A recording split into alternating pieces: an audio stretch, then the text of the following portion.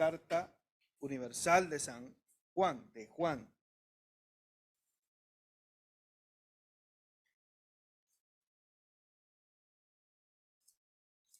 ¿Lo tenemos? Primera de Juan, capítulo 5.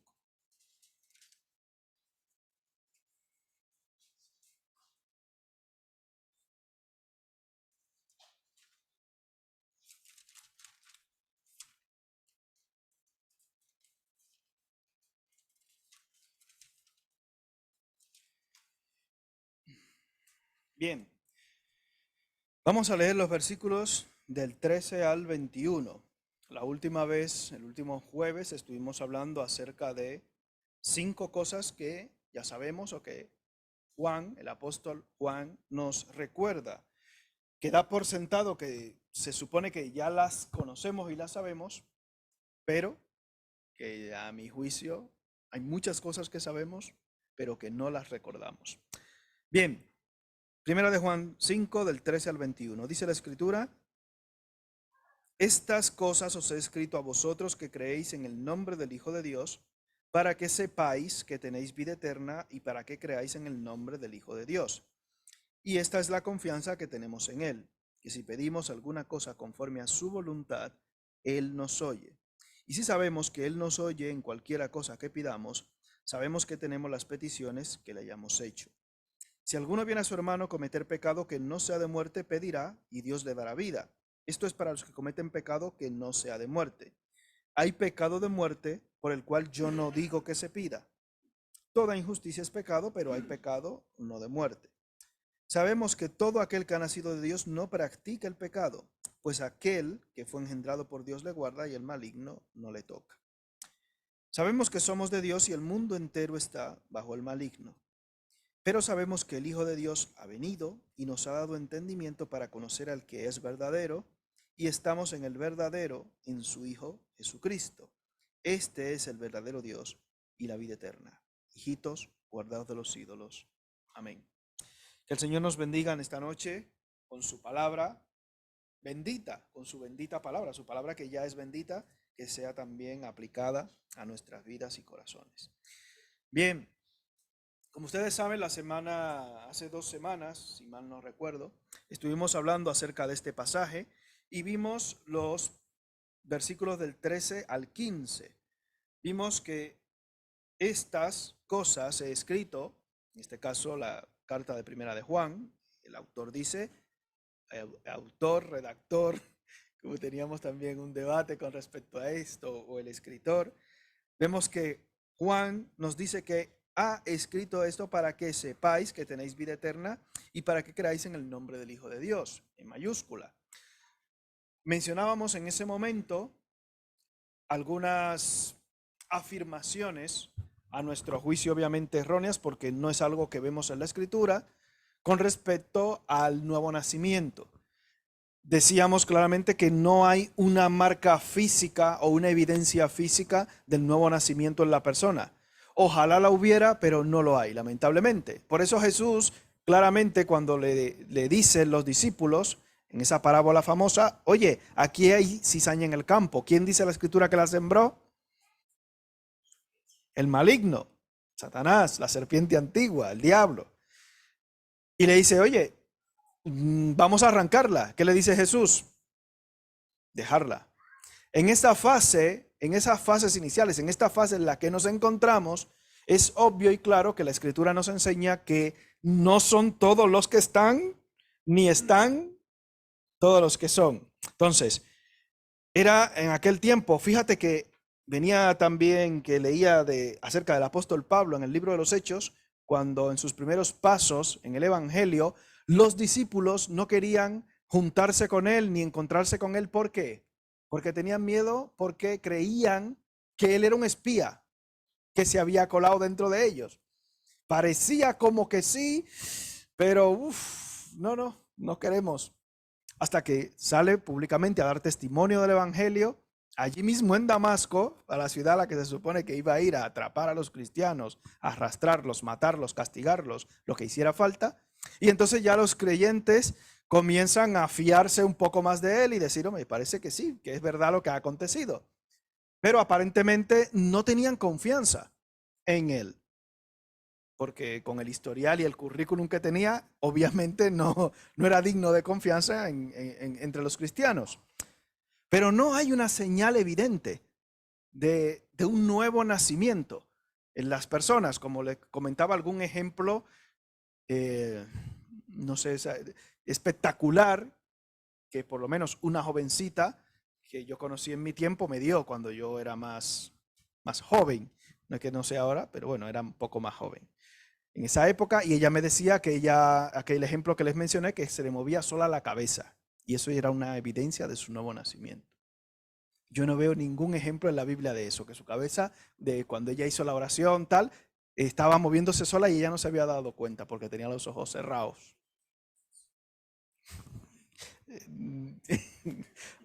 No, hermano, artrosis es dolor y no la puedes mover sola. Hay una enfermedad que tiene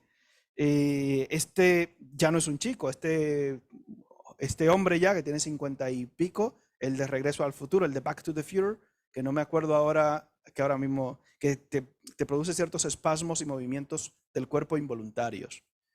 Eso sí es. Lo que pasa es que creo que se llama Corea de Huntington, que tienes un grupo de movimientos involuntarios, estás hablando normal y comienza parte de tu cuerpo a moverse sola, y este hombre, supongo que los jóvenes, es que esa película es de los 80 y piquito, los jóvenes conocéis, ¿no? Y conocéis que está ahora ya más de mayor enfermo con esta patología. Creo que es Corea de Huntington que tiene, que es una enfermedad que involuntariamente tu cuerpo se mueve solo. Y hay otra también en la cual tus músculos se contraen solos. Y estás muy normal y comienza tu cuerpo a contraerse por múltiples partes. Eso sí sería, pero artrosis no te puede mover. Pero bueno, esto por decirlo un ejemplo. No hay una evidencia física, yo digo lamentablemente, porque ya pudiéramos claramente decir tú sí, tú no, tú sí, tú no. Este que tiene los cuernos no lo dejes entrar porque eso es un macho cabrío, fuera. O sea, el que no tenga cuernos es sí, ese es oveja. Los otros los que tengan cuernos, pero no tenemos, como mencionamos, algo claro. Por eso dice Jesús, déjalo crecer juntos. Y al final, dice Señor, sí, al final de la día, cuando los ángeles recojan, entonces ahí ellos tomarán lo que va a ser quemado, la cizaña y el trigo lo pondrán aparte. ¿Tengo que esperar tanto? Sí, pues es lo que hay. No hay una evidencia física del nuevo nacimiento. Por eso Él nos dice, no hay una evidencia física ni tampoco un rasgo interno que tú digas, sí, es que como el corazón me late a 133 latidos por minuto, eso significa que he recibido a Cristo, que soy salvo. No hay eso. Así que Él te dice, oye, esto te lo escribo para que lo sepas, que eres salvo, que no necesitas añadir nada más, que no necesitas hacer 80 penitencias, que no necesitas hacer ninguna cosa extraña que te pidan por ahí, etcétera. Para que creáis en el nombre del Hijo de Dios, para que sepáis que ya tenéis vida eterna en vosotros, ya sois salvos y tenéis vida eterna, ya. Bien. La segunda cosa que vimos es que Él nos oye, obviamente pidiendo, como hemos visto, conforme a su voluntad, y en el ejemplo que veíamos al respecto de este pasaje, mencionábamos, por decir uno de tantos ejemplos, como como el hermano Constantín ha estado hablando mucho de este pasaje, el caso de Ana que oró, y cuando ella oró por ese hijo que hizo, ya descansó. Porque yo sé que Él me oye. Y si Él me oye, yo voy a descansar porque su voluntad, porque dice que en el versículo 14, si pedimos alguna cosa conforme a su voluntad, Él, y su voluntad ¿cómo es? Buena, agradable, y por tanto yo voy a ser como Ana al momento de orar. Descanso. Porque sea cual sea su respuesta, sea sí, sea no, o sea espera, yo sé que esa respuesta en mi vida a corto, medio, largo plazo va a ser buena, agradable y perfecta. Descanso. Entonces, sabemos que Él nos oye. No, es que para que Dios te oiga, esto también es curioso porque seguro que lo habéis escuchado en alguna ocasión, había un cura que le decía a la señora, oiga, pero es que yo llevo ya 8 años pagando la misa para que mi marido salga del purgatorio. Y bueno, por allí se sigue, creo que se pagan a cada X tiempo. Recuerdo en mi tiempo más de niño, ahora no sé si seguirán haciéndolo así, la iglesia tradicional, se pagaba una cuota para que cada vez que era el cabo de año o cada vez que era el cumplemes, lo primero, se celebra una hora santa, una misa, el día 15 que murió la persona, todos los meses hasta cumplir el primer año y después del primer año, todos los años. Entonces ya habían pasado todas esas penitencias, en mi país se sigue haciendo todavía, ¿eh? Pero hay que dar una limosna, una ofrenda para que el cura se acuerde de mencionar la lista al final, claro, porque si no, y hoy rezamos por Pepe, por María, por Juan, que fallecieron, tal. Y le dijo, mira, es que pero llevo 8 años, dice, mira, solamente le queda la pierna izquierda en el purgatorio ya.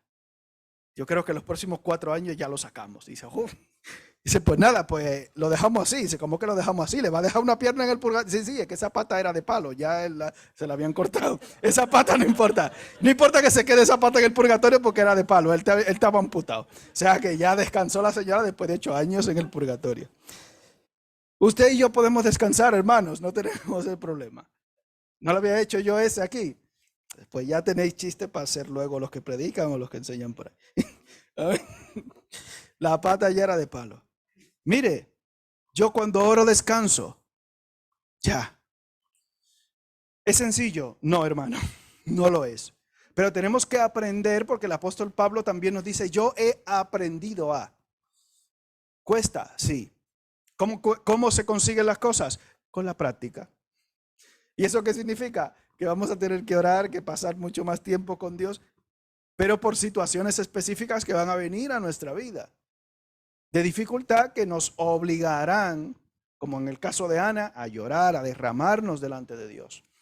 Y eso va a producir un buen efecto, obviamente, en nuestras vidas. Bien, ya Ana no estuvo más triste porque ella confía y confió en que Él me escucha y que su respuesta, sea cual sea, aunque no sea la que yo espero o yo quiero, es buena, agradable y perfecta. Bien, hay un pasaje aquí que compone o que comprende los versículos 16 y 17 que da la sensación que dentro de este grupo de cosas que sabemos, porque en el 16 y 17 no dice sabemos qué, pero sí que lo dice en el 18, por ejemplo, sabemos que todo aquel, bien, en el 19 sabemos que somos de Dios y en el 20 sabemos que el Hijo de Dios ha venido, pero en el 16 y 17 no. Pero esto está relacionado obviamente, estos dos pasajes, con el versículo 18. En el 18 dice, sabemos que todo aquel que ha nacido de Dios no practica ¿qué? El pecado, pues aquel que fue engendrado por Dios le guarda y el maligno no le toca.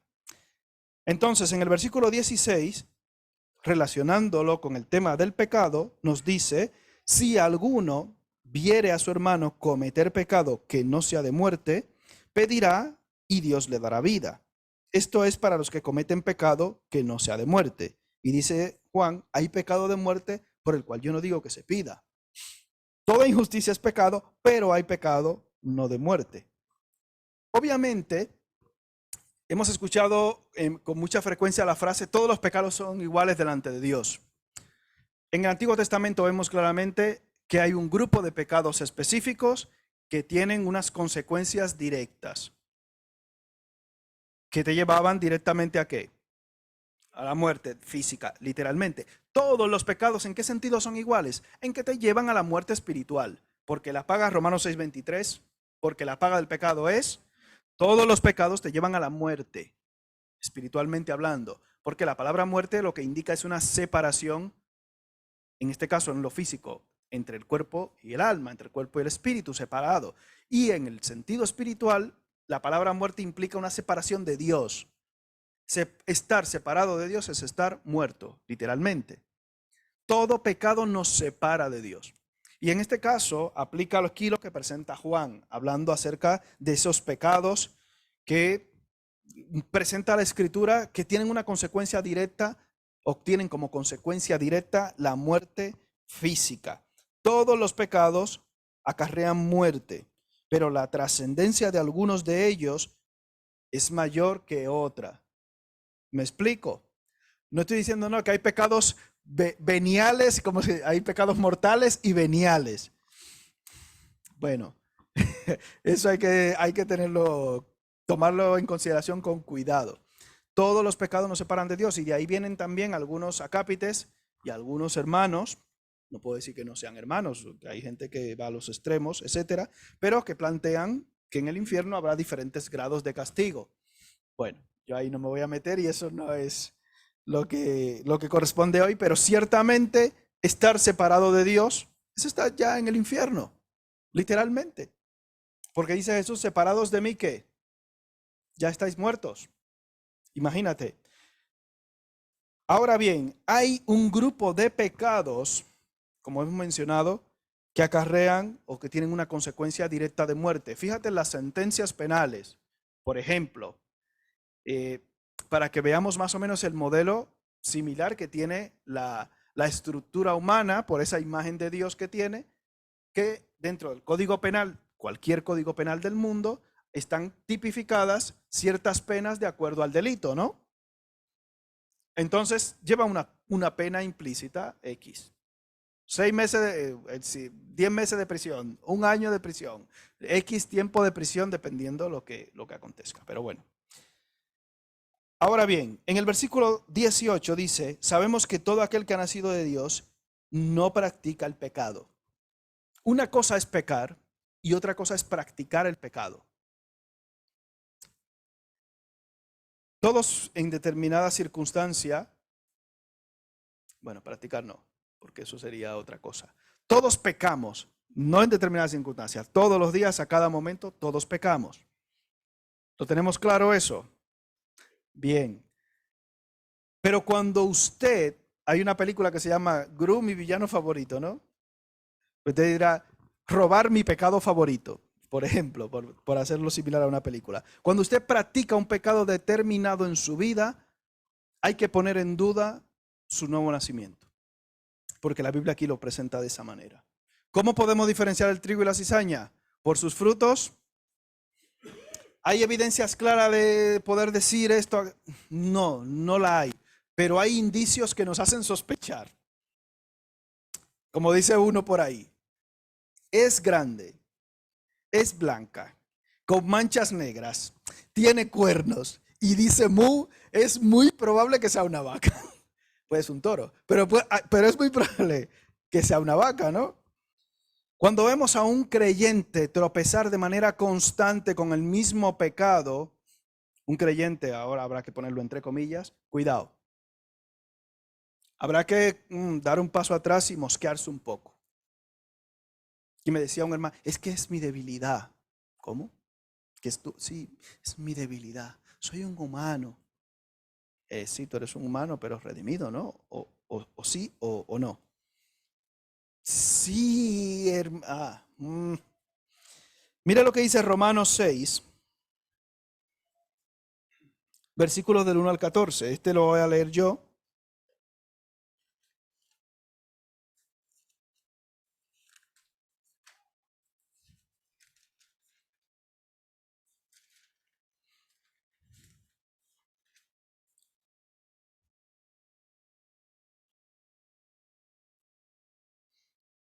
Cuando la escritura aquí, un ejemplo, en el versículo 16 nos presenta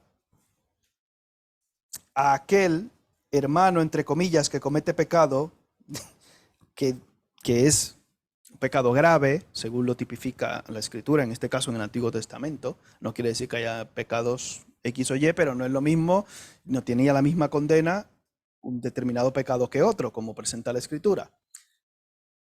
Lo que debemos no es dejar de orar por esa persona, sino cambiar el motivo de la oración. Si usted ve una persona que tiene fallos, como todos nosotros, ore por nosotros, porque tenemos todos fallos. Pero con un pecado X constante, probablemente hay que comenzar a orar para que esa persona se convierta, para que sea un hermano de verdad. Ese debería ser probablemente el enfoque correcto de la oración. No, Señor, mira el hermano Pepe que está batallando y se nos lleva 10 años en lo mismo. Pepe tiene problemas y su principal problema es que probablemente no tiene a Cristo. Porque vemos aquí en Romanos capítulo 6, versículos del 1 al 14, ¿qué pues diremos? ¿Perseveraremos en el pecado para que la gracia abunde? En ninguna manera. Porque los que hemos muerto al pecado, ¿cómo viviremos aún en él? ¿O no sabéis que todos los que hemos sido bautizados en Cristo Jesús hemos sido bautizados en su muerte? Porque os hemos sepultados juntamente con él para muerte por el bautismo, a fin de que, como Cristo resucitó de los muertos por la gloria del Padre, así también nosotros andemos en vida nueva. Porque si fuimos plantados juntamente con él en la semejanza de su muerte, así también lo seremos en la de su resurrección. Sabiendo esto, que nuestro viejo hombre fue crucificado juntamente con él, para que el cuerpo del pecado sea destruido, a fin de que no sirvamos más al pecado. Porque el que ha muerto ha sido justificado del pecado. Y si morimos con Cristo, creemos que también viviremos con él, sabiendo que Cristo, habiendo resucitado de los muertos, ya no muere. La muerte no se enseñorea más de él, porque en cuanto murió, al pecado murió una vez por todas, mas en cuanto vive, para Dios vive. Así también vosotros consideraos muertos al pecado, pero vivos para Dios en Cristo Jesús, Señor nuestro. No reine pues el pecado en vuestro cuerpo mortal, de modo que lo obedezcáis en sus concupiscencias, ni tampoco presentéis vuestros miembros al pecado como instrumentos de iniquidad, sino presentaos vosotros mismos a Dios como vivos entre los muertos, y vuestros miembros a Dios como instrumentos de justicia. Porque el pecado no se enseñoreará de vosotros, pues no estáis bajo la ley, sino bajo la gracia. Y fíjate esa palabra enseñorear, la repite en el versículo 9, vuelve en el versículo 13. O sea, no estamos sujetos, el pecado no es tu Señor. Ahora eres siervo de quién. Si una persona está constantemente pecando, habrá que poner en duda si está practicando el pecado, habrá que poner en duda si esa persona es salva. Ya tú eres libre de la acción directa del pecado. No quiere decir que no vayas a pecar. Eso no lo podemos decir porque es mentira. Todos pecamos. Y Jesús vino a presentarnos la trascendencia de la ley. Por ejemplo, no matarás. Dirán, bueno, es que yo soy hijo de Abraham porque, vamos, nosotros no somos hijos ni siquiera de fornicación. Dice, no, es que no tiene que ver solamente con el aspecto físico de la muerte. Dice, cuando tú aborreces a tu hermano, ya lo has matado. Es Jesús, pero sí, ya. Yo te voy a dar la trascendencia, la espiritualidad que hay detrás de la ley, para que puedas entender la dimensión del Dios Santo que presentó esta ley. Y ya, y entonces, o te arrepientes o te rebelas contra Cristo, que fue lo que hicieron ellos, rebelarse contra Cristo. Recuerdan, este tiene demonio. Bueno. Bien, el pecado no puede reinar en tu vida. No se puede enseñorear de ti, a menos que tú lo dejes. El pecado no tiene la autoridad sobre ti para controlarte, para dominarte, porque tú estás ya muerto al pecado. Los que lamentablemente están muertos en sus delitos y pecados, como dice la Escritura, obviamente, pues están viviendo de la manera que vemos hoy en día en este mundo. Tristemente, están viviendo de esta manera y están siendo objetos de todas estas desgracias que vemos todos los días en las noticias. Intento no ver las noticias, pero digo algo, déjame ver por lo menos, a ver si me va a sorprender allí un misil y yo no voy a darme cuenta. Digo, bueno, ahora estoy mirando un poquito por lo menos para enterarme. Y ahora que ha salido una bandada de profetas por ahí, pues estoy yo pendiente y a veces me saltan noticias. Pero oiga, usted y yo, hermano, en Cristo, no tenemos por qué servir al pecado. Somos libres de este servicio, de este Señor tan duro que nos acarrea como consecuencia y como paga, dice, la muerte. Por eso dice la Escritura, venid a mí para que tengáis vida. Venid a mí para que tengáis vida. Y por eso dice Pablo que tenemos en el siglo venidero como recompensa la vida eterna. Oye, qué bendición. Todo aquel que practica el pecado genera muchas sospechas en cuanto a su nuevo nacimiento. Sabemos que todo el que ha nacido de Dios no practica el pecado. Eso es algo que ya lo sabemos. Pastor, mire, es que he tenido problemas con Evodia, con Sintique, con Eutico. Estoy mencionando nombres de la Biblia para que nadie vaya a pensar, dice el pastor, mira. Bueno, estoy mencionando nombres de la Biblia de esos raros que me acuerdo algunos. He tenido problemas con Eutanasio. He tenido problemas con fulano, que lo menciona en el libro de Ruth, con Mengano. con Pepe, con Juanita. La pregunta es, ¿y qué ha pasado? No, mira, es que María era chismosa, Evodia era muy guerrera, Eutico era muy dormilón, Pepito era muy pesado. O sea, tienes jaleo con 10, con 8, con 15. Todos tienen motivos por los cuales han sucedido esas cosas. Te pregunto, probablemente habrá que pensar que el problema eres tú si tienes problema con todo el mundo. No, yo estoy bien, son ellos los que están mal. Claro, entonces todo el mundo está mal, pero tú estás bien. Y cuando insistimos en el pecado, cuando insistimos en nuestra propia opinión, cuando insistimos en estas cosas, nos encontramos muchas veces con esto, practicando siempre lo mismo y obteniendo los mismos resultados para nuestro mal. Todo aquel que ha nacido de Dios no practica el pecado. Si hay algo en tu vida que te está haciendo constantemente tropezar, hermano, hermana, arrepiéntete. Arrepiéntete. Es así, hay que arrepentirse. Y nos suena a veces chocante a los creyentes. Sí, si eres creyente, arrepiéntete. Y si no eres creyente, también arrepiéntete. Mira, la solución es la misma para todos. Con un enfoque un poco diferente, obviamente, pero lo mismo, arrepentirse. Todo aquel que ha nacido de Dios no practica el pecado. El hábito del pecado, o el pecado no es un hábito en su vida. Cuando el pecado pasa a ser un hábito, una práctica frecuente en la vida de un creyente, comienza a banalizar el pecado. Y cuando tú banalizas el pecado, estás ofendiendo a la santidad de Dios. Cuando tú haces del pecado algo común, ya no te genera afectación ni arrepentimiento, porque ya tú te has adaptado a pecar y para ti eso es normal. ¿Qué esperabas? ¿Recuerdan un político aquí en España que dijo, a ver si queréis que os gobiernen los ángeles? Dice, no, es que no queremos políticos corruptos. Dice, hombre, a ver si queréis ser gobernados por ángeles. Dice, bueno, pues ya te puedes imaginar tú. No queremos políticos corruptos. Pues nada, habrá que echarlos, no sé, a todos. ¿O qué va a pasar aquí? Bien, aquel que fue engendrado por Dios en mayúscula, le guarda y el maligno no le toca. Tengo aquí dos pasajes de Job, pero por razones de tiempo los voy a mencionar solamente para que penséis en ello. Pero en las dos ocasiones, en el capítulo 1 y en el capítulo 2, que Satanás va contra Job, Dios le dice, ten cuidado, guarda su vida, ten cuidado, no toques, a él no le toques, cuidado con él.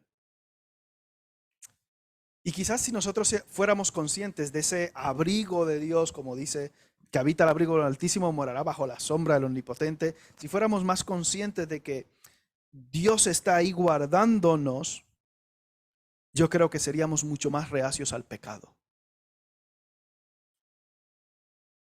Aquel que fue engendrado por Dios le guarda y el maligno no le toca. Oiga, hay un cerco. Hablando de ese cerco, ahí había unos predicadores que tiraban una línea. No vaya a pensar eso, no estamos hablando de que una línea que nadie atraviesa. Pero realmente, aquí dice la Escritura, aquel que fue engendrado por Dios, o sea, en Jesucristo, nos guarda y no estamos a merced del diablo. Si el Señor permite cualquier cosa en nuestra vida, como pasó en el caso de Job, que es lo que vemos aquí, es porque Él está detrás y en control. No se escapa de su mano ni de su control. Por eso yo puedo estar confiado, aunque mi situación sea crítica, aunque mi situación sea muy difícil, aquel que fue engendrado por Dios, dice aquí, me guarda. Jesucristo me guarda. No estoy en la mano de Satanás. Por eso dice en Juan 10, mis ovejas oyen mi voz y yo las conozco y me siguen y yo les doy vida eterna y no perecerán jamás. Y dice, nadie las puede arrebatar de mi mano. Mi Padre que me las dio es mayor que todos y nadie las puede arrebatar de la mano de mi Padre. Mire cómo estamos usted y yo. En la mano de Cristo y en la mano del Padre. Y ahí mismo en el versículo 30 termina diciendo, yo y el Padre uno somos. ¿Por qué vas a pecar? si estás en la mano del Padre y del Hijo. ¿Hay algún refugio mayor y mejor que ese en la vida, en el universo, en la existencia? No lo hay. Si estás practicando el pecado, arrepiéntete. Si tienes el llamado pecado favorito, bórralo de tu vida. Si no te das cuenta, escucha a quien está cerca de ti y te dice, deja eso ya. No, pero es que tú sabes que no, que lo dejes ya, arrepiéntete y déjalo. No puedes seguir practicando el pecado, porque la paga del pecado es, Dios te está guardando, Jesús te está guardando, estás en la mano de Dios y en la mano de Cristo. ¿Hay algo? ¿Puede haber algo mejor que eso? ¿Por qué te arriesgas a estar separado de Dios, de su comunión con Él? Si es necesario quitar algo en específico de tu vida para estar cerca de Dios, hazlo. Hazlo. Estás muerto y tu vida está escondida con Cristo en Dios. Ya estás muerto. Y eso es una bendición. Hablaba con un hermano que le decía, oye, si tú estás muerto, cada vez que te pinchen o te hagan algo, tú no puedes saltar porque los muertos no se mueven. Es que me han dicho feo y no le vas a hacer nada porque tú estás muerto. Pastor, pero sí. Pero es que me han dicho cabezón, que tú eres un muerto, los muertos no oyen. La Biblia no dice que en Romanos 6 que tú estás muerto. Sí, pues ya. ¿Cuál es el problema? ¿Me ha dicho cabezón? Sí. Ya. Estás muerto. ¿Qué pasa? Que nosotros somos muertos a veces muy vivos. Cuidado con esto. Haced morir, dice la Escritura, lo terrenal en vosotros. Matarlo, hacerlo morir. Está ahí crucificado, pero deja de moverte. A ver si va a haber que partirte las piernas, como pasó con los ladrones. Para que te dejes de mover y ya descanses en tu Padre Celestial. Aquel que fue engendrado por Dios te guarda. No estás a merced del diablo. Es que soy muy débil. 2 collejas lo que hay que darte, 2 tábanas. Por allá por mi sitio le dicen. Despierta ya y Cristo te va a alumbrar. Padre, te damos gracias por tu misericordia para con nosotros, por tu paciencia para con nosotros, Señor. Te pedimos perdón por nuestros pecados, por nuestras iniquidades. Padre, muchas veces utilizamos un montón de excusas para intentar vivir agradando a los hombres o a la carne. Perdónanos, Padre mío. Señor, podemos descansar en que tú nos guardas, en que no estamos a merced del maligno. Este mundo, Señor, está cada vez peor. Pero te damos gracias que en medio de este mundo tan convulso tú nos guardas y nos mantienes. Padre, te damos gracias porque hasta aquí nos has ayudado y nos has traído tú. Dios, Padre de toda gracia y de toda consolación, ayúdanos. Fortalécenos tú para que busquemos tu rostro cada día, que nos presentemos contritos y humillados ante ti, reconociendo, Señor, que somos pecadores, que podamos librarnos, Padre eterno, despojarnos, como dice tu palabra, del pecado que nos asedia cada día. Te damos gracias, porque en ti y por ti podemos vencer las acechanzas del diablo. En el nombre de Jesús. Amén. Bien. Peticiones de oración.